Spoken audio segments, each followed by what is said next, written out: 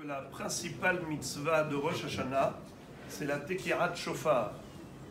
Le shofar, de préférence, il faut qu'il soit de bélier, une corne de bélier, afin que Akadosh Baruch Hu se souvienne, entre guillemets, du zéchou de la Rakedat Yitzhak, tel que nous le savons, qu'après que Akadosh Baruch Hu ait dit à Avraham Avinu de ne pas sacrifier Yitzhak, eh bien Avraham Avinu a vu qu'il y avait un bélier qui était derrière lui, dont les cornes étaient emmêlées dans le branchage.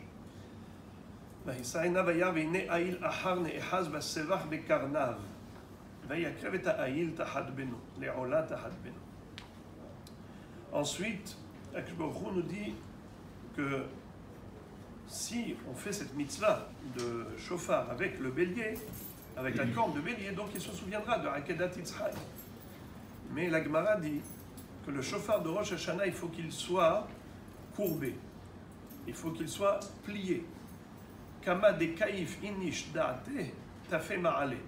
Plus la personne, le jour de Rosh Hashanah, elle se penche, elle se courbe, elle se plie devant Hachem, mieux vaut pour lui. Ainsi, les Gemara de Reshet le Pasuk, Mereshit Hashana, Ve'ad Harit Shana. Ce Pasuk dans Parashat Ekev, on dit que Eretz Asher Aine Hashem Elokecha Bah Mereshit Hashana, Ve'ad Harit Shana. Le regard d'Akadosh Baruch Hu est porté sur Eretz Israël du début de l'année jusqu'à la fin. Mais Reshit Hashana, c'est écrit sans le Aleph dans Reshit.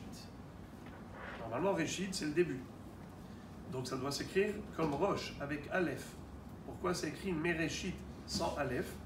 Comme si c'était écrit Rashit, Rash. Et que veut dire le mot Rash? C'est un pauvre, un mendiant.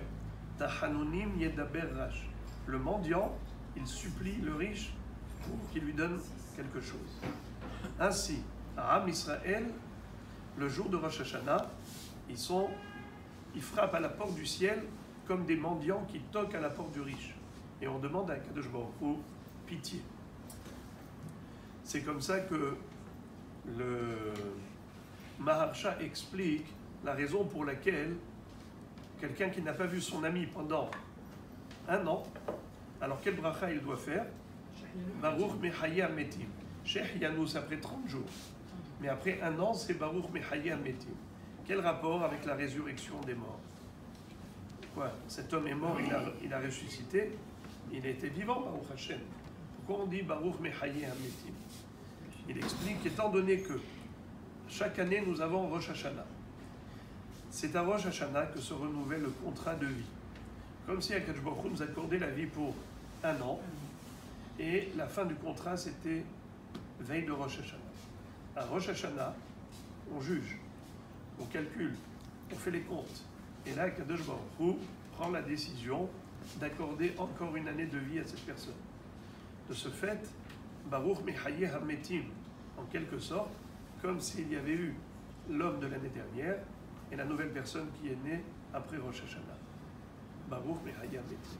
On doit réaliser pleinement que notre destin dépend entièrement d'Akadosh Baruch Hu. Lorsqu'on arrive à Rosh Hashanah avec ce sentiment profond de cette réalité que Hashem Yitbarach, c'est lui qui détient notre destin en main, et donc on vient frapper à sa porte, les Midat Arahamim, on demande à Akadosh Baruch Hu, Ala Elohim Mitroa, Hashem Bekol Shofar, que la Mida de Elohim, qui est la tribu de rigueur, quelque part, quitte le trône céleste pour laisser la place à la dimension de Midat Arahamim, Hashem Bekol Shofar. Yudke Vavke, c'est la tribu de miséricorde grâce au son de shofar. Et le shofar qui est courbé nous rappelle cela en effet, qu'on doit réaliser qu'on n'est rien, en od milevado, sans la volonté d'Akadosh Baruch Hu, on n'est absolument rien. En lanu leishaen, et là à la vinu sheba shamayim, ça peut nous stimuler pour faire une teshuva shlema avant Rosh Hashanah, pour mériter be'azrat Hashem, shana tova u'mevorach.